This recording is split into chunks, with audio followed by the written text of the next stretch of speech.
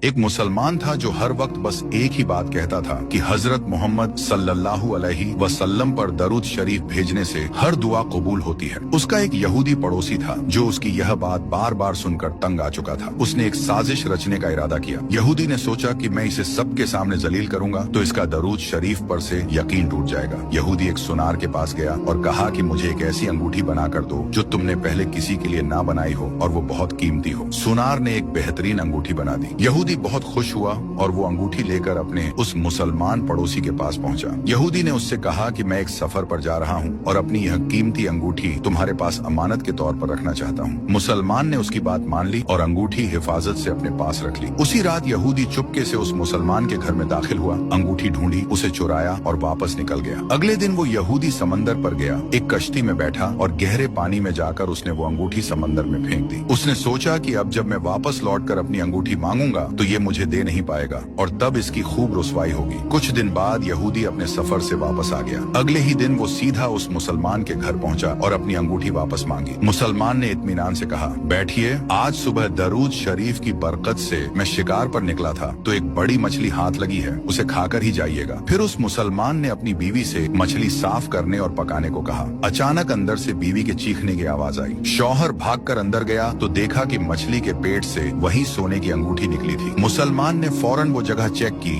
جہاں اس نے انگوٹھی چھپا کر رکھی تھی۔ وہاں انگوٹھی نہیں تھی، لیکن یہ بالکل وہی انگوٹھی تھی۔ وہ مسلمان خوشی خوشی یہودی کے پاس آیا اور کہا کہ درود شریف سے ہر دعا قبول ہوتی ہے، اور یہ کہتے ہوئے اس نے وہ انگوٹھی یہودی کے ہاتھ پر رکھ دی۔ یہودی کی آنکھیں حیرانی سے پھٹی رہ گئیں، اس کا چہرہ پیلا پڑ گیا اور ہونٹ کانپنے لگے۔ اس نے گھبرا کر پوچھا کہ یہ تمہیں کہاں سے ملی؟ مسلمان نے کہا کہ جہاں میں نے رکھی تھی وہاں تو نہیں تھی، لیکن آج جو مچھلی میں نے شکار کی یہ اس کے پیٹ سے مل گئی۔ اللہ نے مجھے رسوا ہونے سے بچا لیا۔ یہ سن کر یہودی تھوڑی دیر تک کانپتا رہا اور پھر پھوٹ پھوٹ کر رونے لگا۔ مسلمان اسے حیرانی سے دیکھ رہا تھا۔ یہودی نے کہا کہ مجھے غسل کرنے کی جگہ دکھاؤ۔ وہ غسل کر کے باہر آیا اور فوراً کلمہ پڑھنے لگا۔ دونوں کی آنکھوں میں آنسو تھے۔ مسلمان اسے کلمہ پڑھا رہا تھا اور وہ پڑھ رہا تھا۔ جب اس کی حالت کچھ سنبھلی تو مسلمان نے اس سب کی وجہ پوچھی۔ تب اس نئے مسلمان نے اپنی سازش، چوری اور انگوٹھی سمندر میں پھینکنے کا سارا قصہ اسے سچ سچ سنا دیا۔ یہ سن کر مسلمان کے آنسو بہنے لگے اور اس نے کہا، بے شک درود شریف سے ہر دعا قبول ہوتی ہے،